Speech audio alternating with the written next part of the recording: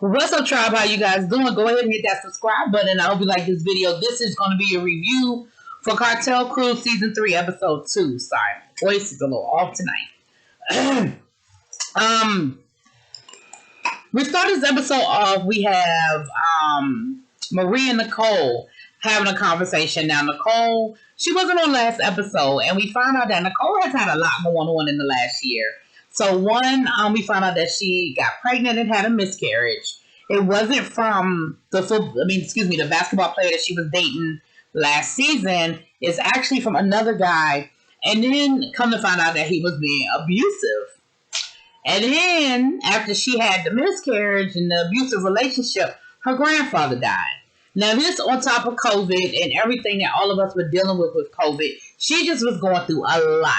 And then she was saying that, it took her back to a suicidal place. She said in high school she was very depressed and suicidal, and so she's still dealing with that depression, and it brought it all back. And so she's just been really, really going through a lot. And Marie told her, she said, girl, listen, you know that I'm here. You might need to talk to somebody, but I have your back. I will support you, whatever it is that you feel like you need to do. But I'm really, really, really sorry to hear that, and Nicole has opened up a little bit before. She talked about having low self-esteem and feeling ugly and being picked on a lot. And that's why she's done the plastic surgery. She's been very open about her plastic surgery and stuff. And so I feel like all of that's connected. I feel like, unfortunately, it's just all connected. And so, I feel for Nicole, and I hope that she does get the help she needs as far as talking to somebody, and so forth. So she's been going through a lot. Then we have Michael and Magic. Now Magic is Michael's business partner. They built Pure Blanco, and he says they're at a point now where they're actually turning a profit, and things are doing really, really well.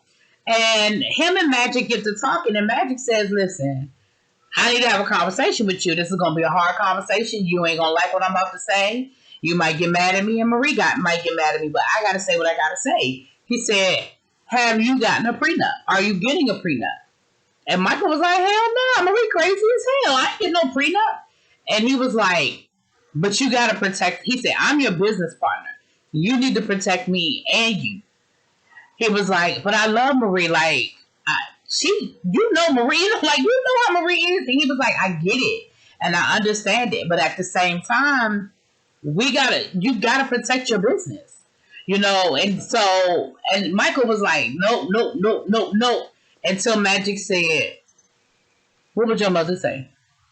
He said, your mother, and at first Michael was like, yo, leave my mother out of this, and then he thought about it and was like, you know what?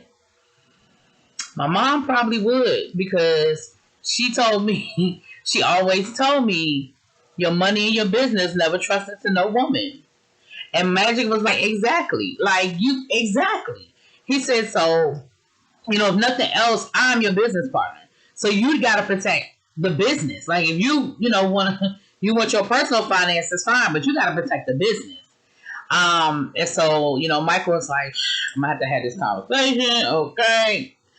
So we see them going to a party planner, and actually Nicole's twin brother is going to actually do the wedding for them, and he said that they've gotten closer over COVID. They've been really working on some things, and he really respects him and his vision. And so Michael comes in there with all these crazy ideas. He wants mermaids coming out the water. He wants doves coming out of helicopters. He wants flamethrowers. And there was another lady there helping them, and she was like, okay, but your budget is going to have to support that, which is letting me know that whatever budget they gave them is not going to allow that. And so Michael was like, I get it. Okay, fine. Maybe that's being a little extra, but I want a moment. Like, I want a drop moment. I want a moment that's going to have people's mouths hanging open. Like, I want to do something. And so they were like, okay, well, there's a moment. There's something there. There's a moment. And so he says, well, I want this. He was like, I want an airplane flying by saying, thank you for marrying me, Marie. Thank you for signing the prenup. And at first Marie is laughing at him like, boy, you are so silly. And then she looks at him like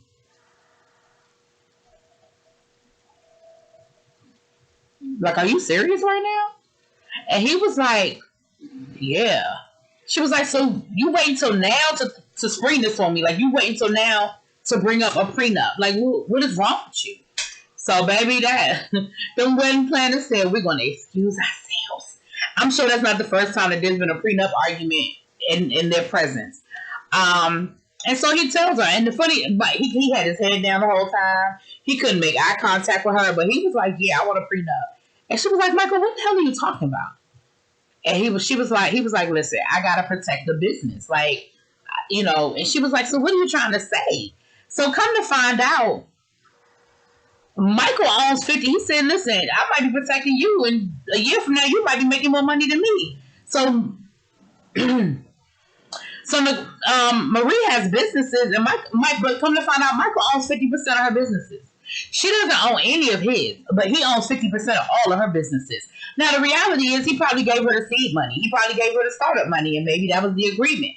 But again, we're back to her not having any stake in what he got going on, but him having stake in what she has going on.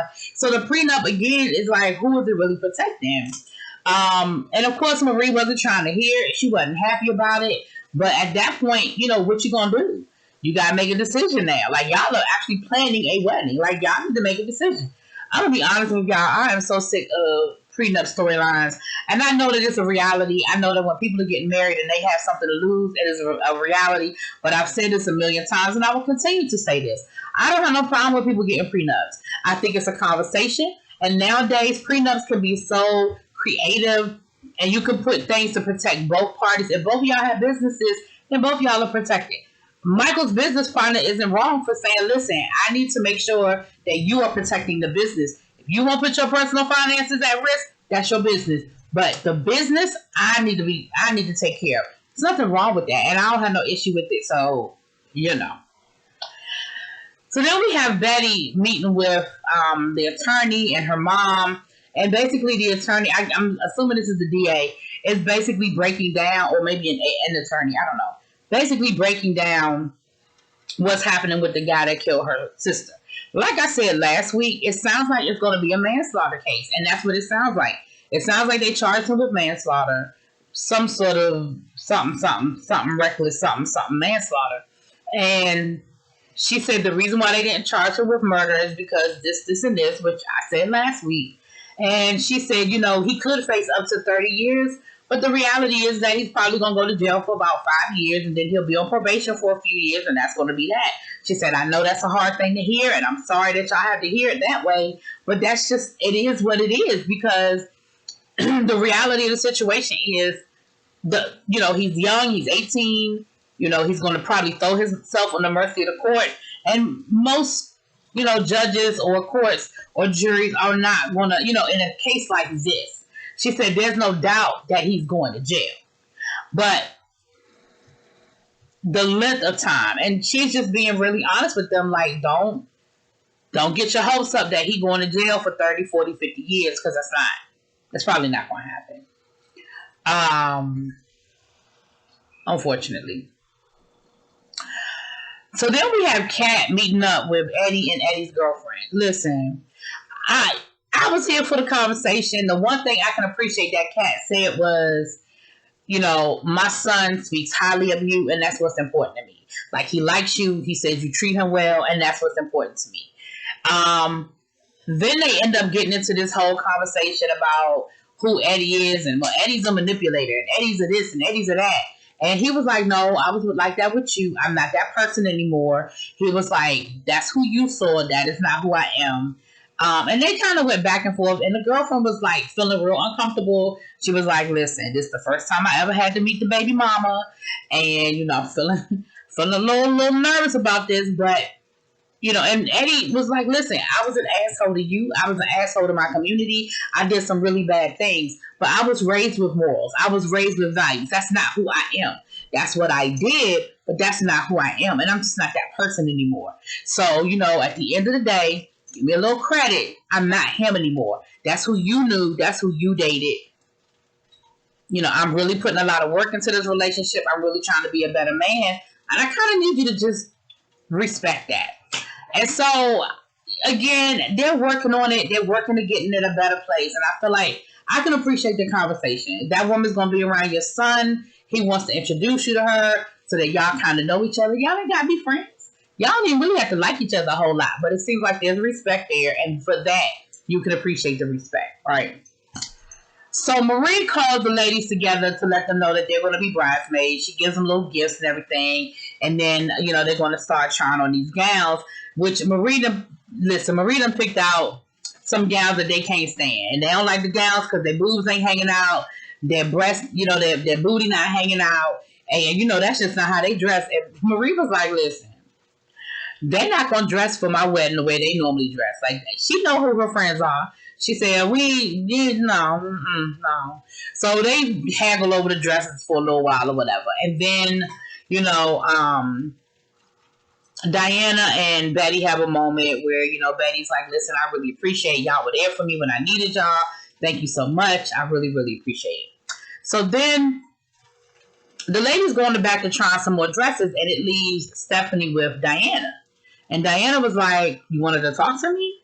So Stephanie, being her, Buttinsky self, is mad at Diana because Diana has been hanging out with Eddie. And Diana was like, no, let me clarify. I haven't been hanging out with Eddie. I have invited Eddie to some events of mine, and Eddie shows up. I invited all of y'all to those same events, and y'all didn't show up. So no, I ain't invited Eddie. It's not that I'm hanging out. It's that he's there. And Stephanie was like, well, listen, at the end of the day, when Kat broke up with Eddie, all of us broke up with Eddie. And I just feel like that's very unloyal of you to still be friends with Eddie and hang out with him, knowing how he did Kat. And Diana was like, that don't have nothing to do with me.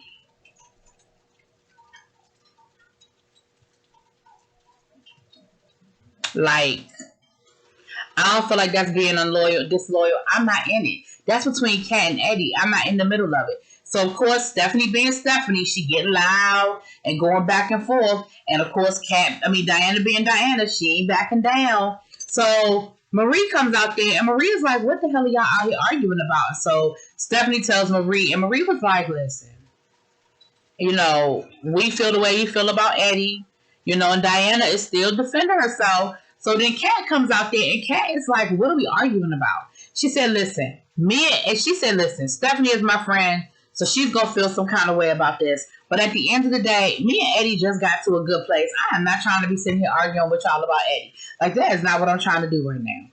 So then they got to talking about the prenup. Marie was like, well, listen, we doing all of this about over a wedding that might not even happen. Y'all, it's thundering and lightning outside. My bad, that was thunder. And they were like, Marie, what are you talking about? Marie was like, yeah, Michael wants a prenup. And so, of course, they were all like, a prenup? What are you talking about, a prenup? And she was like, yeah, he wants a prenup and this, and this, and this, and that. Baby, Diana gave it to her because she let them know that he owns 50% of her businesses. But she don't own none of his. They were like, you don't own even 1%? Like, you don't have no percentage? You don't have nothing? Baby, Diana was like, listen, Marie, you are weak. And I'm gonna need you to stop being so weak. Baby, Marie got hurt. She got her feelings hurt. She was like, that hurts. Diana was like, listen, I'm your friend and I'm gonna give it to you straight, no chaser.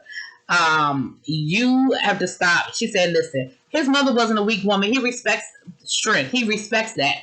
So you need to go see what that prenup says, and that'll let you know how he really feel about you. Because if he made a prenup that doesn't give you anything, that doesn't leave you anything, then you already know how he feels about you.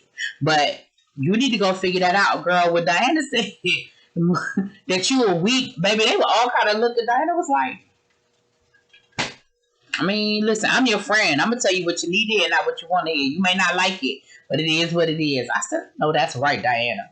So, baby, they done put that battery up in Marie's back. Marie done went home drunk, slurring, tripping over herself. She couldn't even hardly get in the damn house. And she going to take, Michael sitting there eating. She going to take the plate out of his hand, move it to the side, talking about something. We need to talk now. I want to see your prenup. Michael is looking at her like, And that's what the episode is, child. So I guess next week we're gonna see what this prenup look like anyway. Y'all let me know what y'all think. Drop it in them comments. Peace.